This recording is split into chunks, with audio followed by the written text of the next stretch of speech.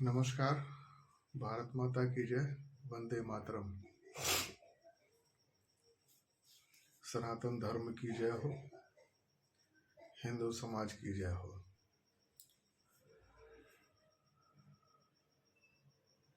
आप सबके सम्मुख एक विषय को ले आना आज के परिप्रेक्ष्य में आवश्यक समझता हूँ। जो अपने भारत माता का जो शीर्ष मुकुट, भाल कह लीजिए, जो प्रदेश के रूप में जाना जाता है जम्मू और कश्मीर के, उस संदर्भ में अभी विगत सप्ताह अचानक वहाँ हम सबकी राष्ट्रीय देवी माता वैष्णो भवानी का अकस्मात बुलावा आया और मैं गया भी। माता रानी ने जैसे बुलाया उसी भाव से आशीर्वाद स्वरूप दिव्य दर्शन भी दिया। और अपने जीवन में मैं ये दूसरी बार गया और जाते समय जो मार्ग में जो परिवर्तन की एक बयार और दृश्य देखा हमने, उसी विषय को लेकर के आप सबके सम्मुख कुछ चर्चा करने की इच्छा हुई। सो वीडियो बनाने के लिए मैं आ गया। अभी मुझे ध्यान में आता है कि लगभग 95 या 96 में मैं एक बार गया था। तो गया तो था भाई ट्रेन ही, जम्मू से बाई रोड फिर कटरा गया था और कटरा के बाद माता रानी के दरबार में दर्शन करने के लिए गया था। इस बार क्या हुआ कि इस बार जिस ट्रेन से हम सबको वहां पहुंचना था, जम्मू तक का उस पर टिकट था, परंतु पठानकोट से आगे वह ट्रेन बाधित थी, रोक दी गई थी, यानी उसको निरस्त कहिए। और वापसी में भी उसी ट्रेन से था, तो हम लोग को पठानकोट से ही उसको पकड़ना भी था।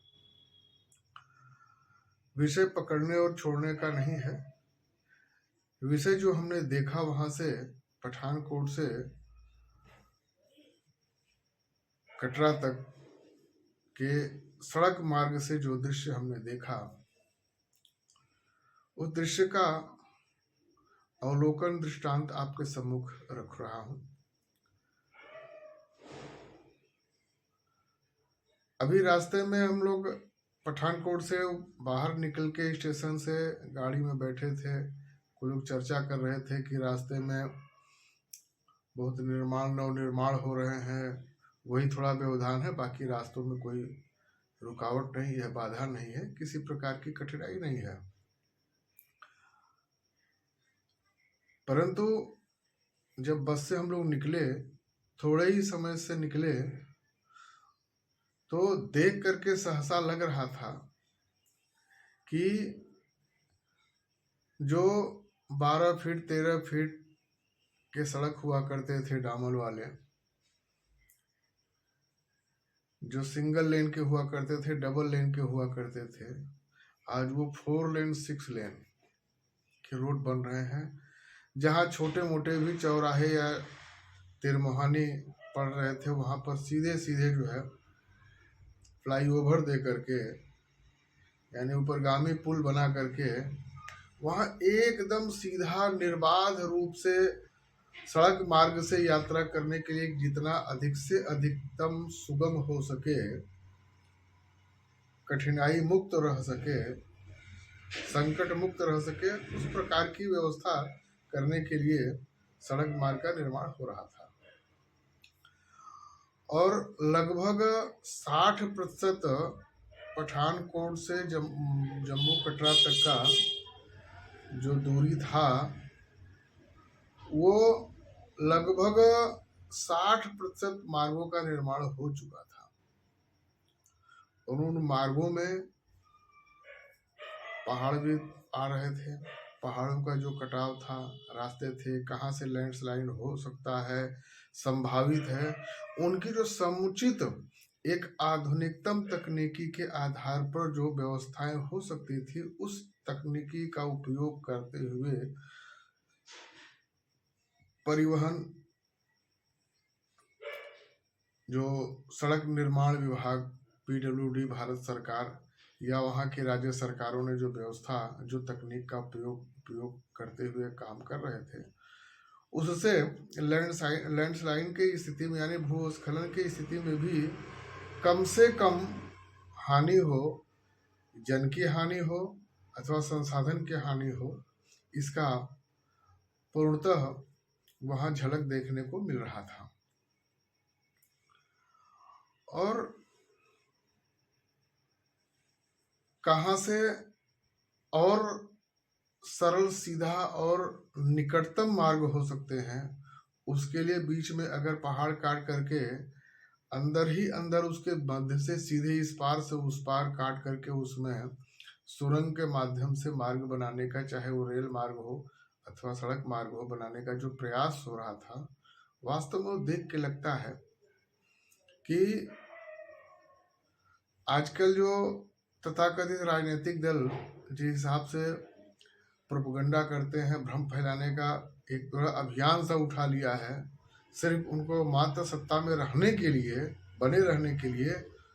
ठीक है, सत्ता में बने रहना भी एक हो सकता है प्रयास, राजनीति में है तो सत्ता में पाने के लिए लग रहती है, प्रयासरत होना चाहिए, परंतु उसमें भी राष्ट्र को सर्वोपरि मान करके, देश प्रथम, यानी देश रहेगा तो हम रहेंगे, हमारा परिवार रहेगा, हमारी परंपराएं रहेंगी।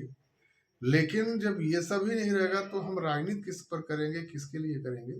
यह एक विचारणीय विषय हो सकता है, सबके इस पर विचार करना ही चाहिए। इसलिए देश पहले, राष्ट्र प्रथम, उसके बाद बाकी सब कुछ। वो जो देखने को मिल रहा था, एक मैं कल्पना कर रहा था कि वो 95 की बात, उस समय के रास्तों की जो मेरे मन मस्तिष्क में जो उसके चित्र थे उस समय के, और अभी 2025 में जब मैं वहाँ गया तो वहाँ में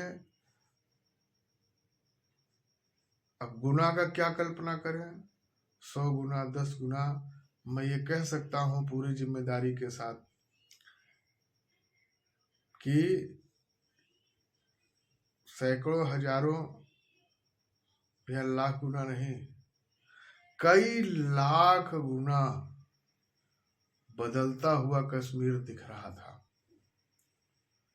और वहां के लोग भी, राजनीतिक चुनावी परिणाम चाहे जो भी रहा हो, लेकिन वहां के लोगों के मन मस्तिष्क में जो एक वैचारिक या भावनात्मक जो परिवर्तन का जो प्रारंभ काल जो आरंभ हुआ है, उसका परिणाम आगे चल के सुखद रहेगा, ऐसा मैं अनुमानतः अनुभूति कर रहा था, जो मैं आप सबके सम्मुख व्याख्यादित कर रहा हूं। और पहुंचते हुए जो कटरा में मार्केट में पहुंचा, तो उस समय के दृश्य में आज के दृश्य में बहुत परिवर्तन। उस समय कहने का तात्पर्य था कि वैचारिक दृष्टिकोण से जो भारत की परंपराओं में विश्वास न रखने वाले राजनीतिक दलों की सरकारें जब हुआ करती थी, तब वहां पर, यानी कि पंजाब जब मैं गया था नारियल चढ़ाने के लिए, तो नारियल इधर जमा हो जाता था, वापसी में दूसरी तरफ नारियल मिल जाता था। और आज मैं जब गया, अभी पिछले सप्ताह जब मैं गया कटरा पहुंचने के बाद, वहां ऊपर जाने वाले हर दर्शनार्थियों का पंजीयन, आधार के साथ और उनकी फोटो वहां पर जो है पूरा कैमरे में ऑनलाइन होता था। वहां से उनके पूरे विवरण के साथ एक उनको कार्ड दिया जाता था, जो गले में पट्टिका के साथ लटका करके वही जा सकते हैं। और यानी कहने का जो भी वहां पर जाएगा वो पूरी तरह से हर दृष्टि से वह सब संज्ञान में रहेगा कि कौन है व्यक्ति, कहाँ से आया है, उसका आयु क्या है, यानी पूरा डिटेल आपका वो आपके साथ वहां दर्शन करने तक जाता है। और जो कार्ड नहीं दिखाएगा वहां अंदर प्रवेश, यानी सुरक्षा का जो मापदंड था उस हिसाब से पूरी पूर्णतः सुरक्षित यात्रा माता रानी के पूरे दरबार तक व्यवस्था की गई। और उस समय तो मैं जब गया था तो खुला खुला था। आज जब मैं गया तो नीचे से लेकर के ऊपर तक सारे के सारे जितने मार्ग थे, मार्गों में समय समय पर थोड़े थोड़े दूरी पर बैठने की व्यवस्था, अलाव की व्यवस्था। और उसके बाद जो है जब पूरे छाया हुआ था, यानी अगर बरसात की स्थिति हो, धूप की स्थिति हो, यानी गर्मी में अगर बहुत पड़ रही है तो वहाँ गर्मी में छाया की व्यवस्था, ऊपर से टीन शेड लगा हुआ है। बरसात अगर हो सकता है तो बरसात से बचाव की, अगर बर्फ पड़ रहे हो तो बर्फ से बचाव, यानी किसी भी प्रकार से प्राकृतिक आपदा के दृष्टिकोण से सुरक्षात्मक व्यवस्था जो अपनाई गई, वास्तव में वह प्रशंसनीय है। पूरे पूर्ण रूप से ऊपर तक जाने में अभी एक वहां के लोगों से बात करने पर यह भी मालूम हुआ, ज्ञात हुआ कि जब मैं गया था तो उस समय एक मार्ग था, दूसरे मार्ग का यानी टूटा फूटा सीढ़ी वाला मार्ग था, और उसके बाद एक पैदल यात्रा था जो स्लोपदार घुमावदार था। लेकिन इसके अतिरिक्त एक और मार्ग बन रहे थे उस समय, और उसके बाद एक मार्ग और बना, यानी कुल मिलाकर के 3 मार्ग था। एक जो तीसरा जो मार्ग था, जो सबसे निकटतम मार्ग था उस समय, अभी जब मैं गया था तो संयोग से रास्ते में जब जाते समय जो है घनघोर बरसात से भी हम लोग का जो है सामना हुआ, और अकस्मात जो है स्थानीय आधार पर जो पहाड़ी नदियां हुआ करती थी उसमें पानी भी आ गया, बाढ़ जैसी स्थिति भी बन गई। लेकिन वो थोड़ा क्षणिक था, क्योंकि पानी थोड़ा सा थोड़े समय के लिए बरसा, लेकिन तेज बरसा, वो पानी निकलने के लिए तो निकलने की प्रक्रिया थी, वो चला। और उसी पानी के वजह से जो है वहां पर भूस्खलन थोड़ा सा हुआ, तो एक जो सबसे निकटतम सरलतम रास्ता मार्ग था वो बंद कर दिया गया था।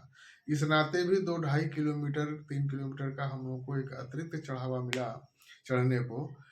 और हम लोग चढ़ते गए, जो रास्ते में दिखा वहां पर एक सबसे बड़ी व्यवस्था कि वहां जो खच्चर से ढोने वाले या जिस भी माध्यम से दर्शनार्थियों को जो चलने में आसक्त हों, जो नहीं चल पाते हैं लेकिन जाना दर्शन उनके लिए आवश्यक है, उनकी इच्छा है, तो उनके अनुरूप वहां पर साधन, जो पहले व्यक्ति जो है उसमें कांवर में लेकर के जाता, वो मछियाँ बैठा करके कंधे पर लेकर के टांग के ले जाया करते थे, उनको कुछ लोग खच्चर में बैठा घोड़े पर, तो मनमाने हिसाब से पैसा लेते थे।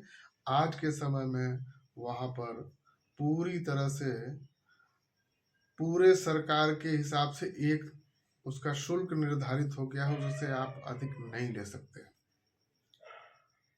ये एक सबसे अच्छी बात। वहां पर किसी भी प्रकार का, चाहे नीचे हो चाहे ऊपर, ऊपर तक किसी प्रकार के सामानों में भी, उनके मूल्यों में भी किसी प्रकार का एक तरह से पूरी तरह समानता मिली, जो वहाँ के व्यवस्था के लोगों को। और वहाँ का जो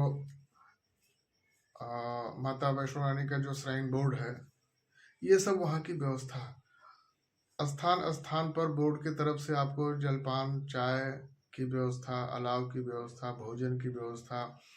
और ऊपर आप जाएंगे तो उसके तरफ से एक गेस्ट हाउस जैसा है, जहाँ पर थोड़े शुल्क दे करके वहाँ पर वहाँ के प्रकृति के विरुद्ध आपको जो है थोड़े गर्म पानी की भी व्यवस्था हो जाती, जो स्नान करने के लिए जाति वृद्ध हैं उनको ठंडे पानी से नहीं स्नान कर पाते हैं, उनकी क्षमता शरीर की नहीं हो सकती है कि उसको सहन करने के लिए, तो इस नाते भी जो है वहाँ पर गर्म पानी की व्यवस्था है स्नान। यानी कहने का मतलब ये है कि बहुत बदला।